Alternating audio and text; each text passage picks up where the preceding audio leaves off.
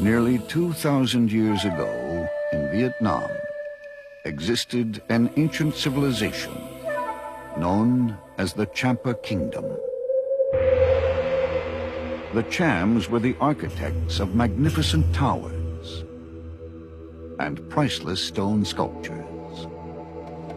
Yet little remains of their remarkable culture. A unique collection of these Cham sculptures was lost in a shipwreck off the coast of Africa over 100 years ago. This is the story of these lost treasures of the Champa Kingdom.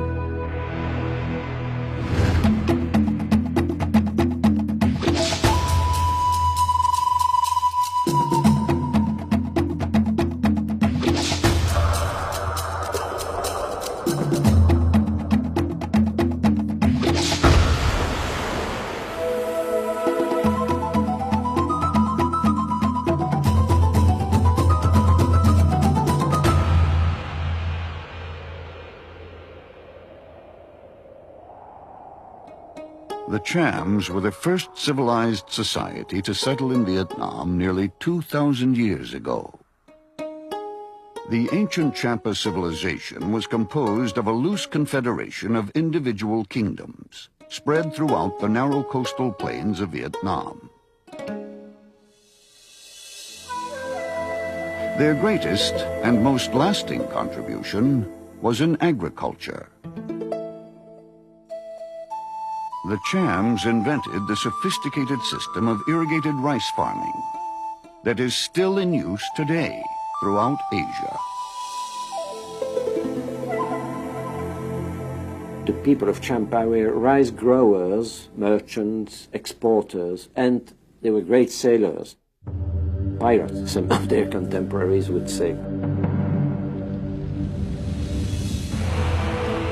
But they were mainly great builders. The crowning achievements of the Cham architects were their tower sanctuaries, called kalans. These towers were adorned with exquisite stone statuary, ancient works of art that reveal much of what we know about this past civilization.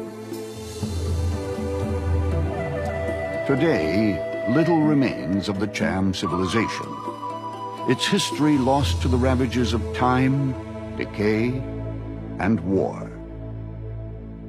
The history of Champa over the last 2,000 years or so is a story full of noise and fury.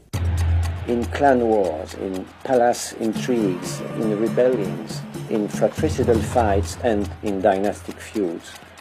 All upon a fast-moving background of successive capitals, administrative and religious, and through a perpetual renewal of kings and usurpers.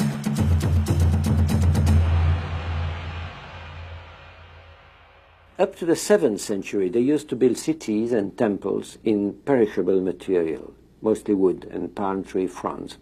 And time and again their capitals were burned to the ground. From the 8th century on, they decided they would start building citadels in durable, solid bricks. The walls of the citadels enclosed magnificent groups of large sanctuaries. The huge towers made of bricks held together with natural resin mixed with lime, with their stone lintels and door frames, and above all, with their added decorative elements, superbly sculpted sandstone statues. All that speaks to us of a very, very great past civilization. The Chams were slowly pushed south by centuries of war with the Viets. Around the year 1000, they came to settle in the Kingdom of Vijaya, which today is known as the Binh Dinh province of Vietnam. It was here during the next 4 centuries that the Chams built some of their most elaborate monuments. These towering sanctuaries stood in the midst of a fortified citadel, the center of a Cham community, where thousands of people worked and lived. You must imagine, once upon a time, on all the terraces which are here, there was a whole community living. Hundreds of houses made of wood, of course, and adobe. There's nothing left of them. But there the priests were living, the servants of the temple, and we already had rice paddy fields. These Kalans were the living center of religious life for the Chams. Such religious buildings were used in their ecumenical religion, which was a hard to define and loose mixture of basic animism first, of Shivaite Hinduism, and later of Brahmanism, which came to include Buddhism centuries later. Over time, the religion and architecture of the Champa kingdom were shaped by the personal preference and decree of each successive ruler, of which there were many.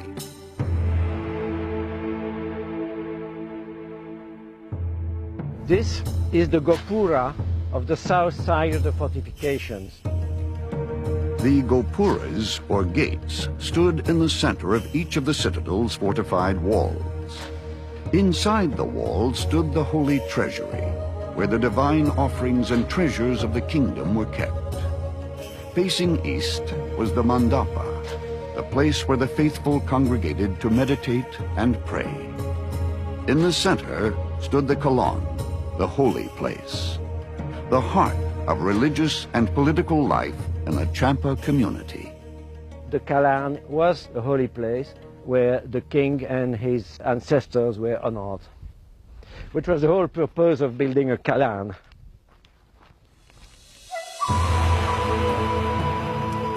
You can just imagine what these majestic towers must have looked like so long ago.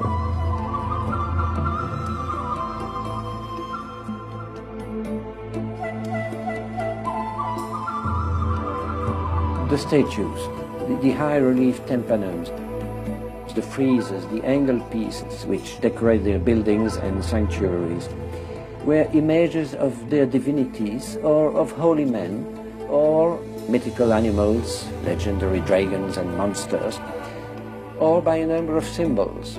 Water, which gives rice, which gives life, or flames, for instance, representing the fires of funeral pyre, death, and therefore rebirth and a new life. But they also enjoyed decoration for the sacred, inspired from the leaves, the branches and the flowers of the surrounding nature in their beautiful country. Today, although some of the towers are still standing, very few of the original statues remain. To the ancient people of the Champa kingdom, these towers, places of religious worship, were considered sacred.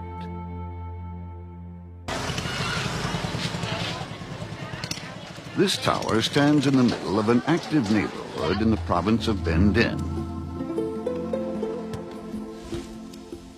Today, it is used for recreation rather than religious activity.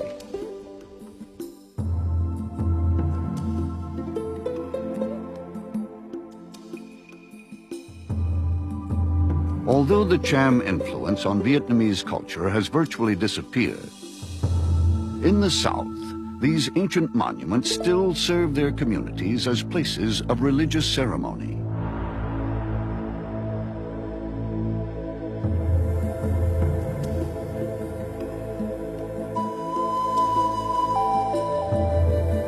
Of the 54 distinct ethnic groups that exist in Vietnam today, the direct descendants of the Chams are a small minority and can be found in several remote villages. The little that remains of the ancient Champa people can be found in the faces of their modern-day descendants. Their unique features are unmistakably evident in the sculpted images of their ancestors. It is strange how such a remarkable people who developed such a highly refined civilization should be so little known today in the Western world. So little is known because so little remains. Gone are many of the ancient artifacts, carvings, and statues that would reveal much about the history of this ancient civilization. This Calanque has been standing here for about 800 years. All the beautiful carvings, the sandstone statues that were attached to it are gone. We have only empty holes, empty niches. And the question is, where are they? Why are they missing? In early 1992, Stenui began his quest to unravel the mystery of the missing Cham statues. Renowned as a marine archaeologist, historian, and deep-water diver, Stenui's numerous successes include recoveries of 18 historically significant ancient shipwrecks. His talent for research has been the key to these successful recoveries. In his quest for the Cham statues, he uncovered a series of 19th century documents, authored by this man, Dr. Albert Maurice. Maurice was a French Navy doctor who served in Annam and the French colony of Cochinchine. It was here in 1876 that he first saw the art and architecture of the Champa Kingdom. 400 years before the French and Dr. Maurice arrived, all that remained were the brick towers and their stone statues. The sanctuaries had long been abandoned. Their bronze and gilt statues, the priceless offerings to the divinities of the Calanques, had long ago been pillaged by the invaders. In 1877, Dr. Maurice visited some of the Cham temples of the Bindin province.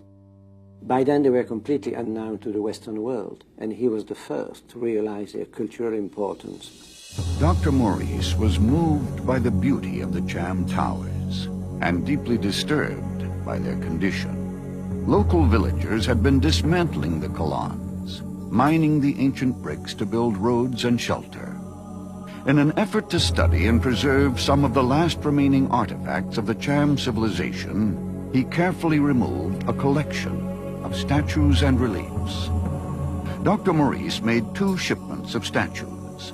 A small consignment containing 10 pieces arrived safely in France in 1877. These now reside in the Museum of Natural History in Lyon, France. But the larger shipment of 22 boxes, containing the most priceless artifacts, was put on a French steamer called the Mekong. The Mekong was an elegant 19th century steamer built for the French company Les Messageries Maritimes. Its itinerary included a tour of the Orient. The 6-week trip home included stops in Japan, China, and Saigon. Then across the Indian Ocean to the Horn of Africa, through the Suez Canal, and back to France. The Mekong was built for comfort. 180 crew members cared for the needs of just 66 first-class passengers. For the wealthy traveler, the trip home was a long, festive occasion, celebrated with all the amenities of a floating palace. The decor was Napoleon III, complete with gilded statues, stucco garlands, and varnished oak staircases. The cabins, saloons, and smoking rooms resonated with laughter and stories of power and adventure. At midnight, June 17, 1877, the Mekong sailed north along the Horn of Africa. The weather that day had been clear, but now mist from unusually high monsoon surf and thick fog blanketed the coast off the port side. The Mekong made the same mistake that countless others have made over the centuries, navigating the turn at the Horn of Africa. As ships travel north, making an accurate identification of Cape Guardafui is essential to safe passage around the Horn. In poor weather conditions, navigators could easily mistake the southern point at Cape Chenarif to be Cape Guardafui, and the lowlands in between to be the open sea. Believing Cape Chenerife to be the turning point, the captain of the Mekong set his course due west. The result was disaster. 2 miles south of the Horn of Africa, the ship struck the shallow bottom. There were screams and panic, but in the end, only 2 people lost their lives.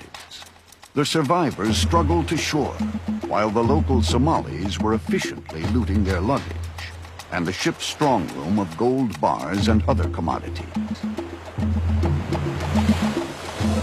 But the consignment of Cham statues, large sculpted stone blocks, representing divinities of another time, of another civilization, appeared worthless in the eyes of the Somali looters. Within days, the relentless waves would pound the damaged hull into 2 pieces. The Cham statues would remain undetected for 118 years. Albert Maurice never lived to see again the statues he had worked so hard to preserve. When the news of the sinking of the Mekong reached him, he had been quite ill for some time. He died in France 4 months after the wreck. He was aged 29.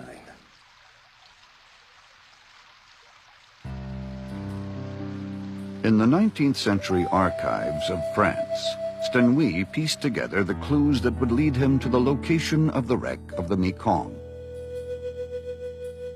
After 4 years of painstaking research, Stenui was finally ready to attempt a recovery. But to succeed, he knew he would need help. Robert is an internationally recognized marine archaeologist. He's had 30 successful recoveries at sea, 15 of which he led. He's the author of 14 books on marine archaeology. Robert has written 5 feature articles for the National Geographic and many, many scientific papers. He is a pioneer of mixed gas deep diving. Robert made the first ever saturation dive at sea in 1962, and he is probably best known for his ability to research in 8 different languages. In 1995, Ted Edwards Sr. and his son Ted, the principals of IMSL, International Marine Salvage, agreed to partner with Stenui to recover the missing Cham statues. IMSL provided Stenui with the strategic planning and financial resources required to make a recovery. A 167-foot North Sea trawler, the Scorpio, was secured and transformed into a search and recovery vessel. An international team of experts was assembled. The 23-member recovery team included navigators, explosives experts, security personnel, and divers, as well as the ship's crew. The Scorpio would be their home for the 3-month duration of the mission. After completing my research, I was quite confident that we could find the wreck of the Mekong. But there were many obstacles ahead of us, obstacles of a different nature. In a word, the real problem was Somalia. In 1991, after 7 years of civil war, a central Somalian government ceased to exist. In Somali waters, piracy became commonplace. 6 months before the Scorpio's arrival, a report from the UN's official maritime office stated that there were 15 attacks at sea, 7 of which involved machine gun fire, leaving 24 dead. This posed a very real threat to the Scorpio. To travel these waters unarmed is to invite disaster. So before the expedition could begin, the team faced a most difficult challenge. To import into Somalia, a country at war, the arms needed for their protection, and the specialized underwater explosives required to penetrate the steel hull of the Mekong.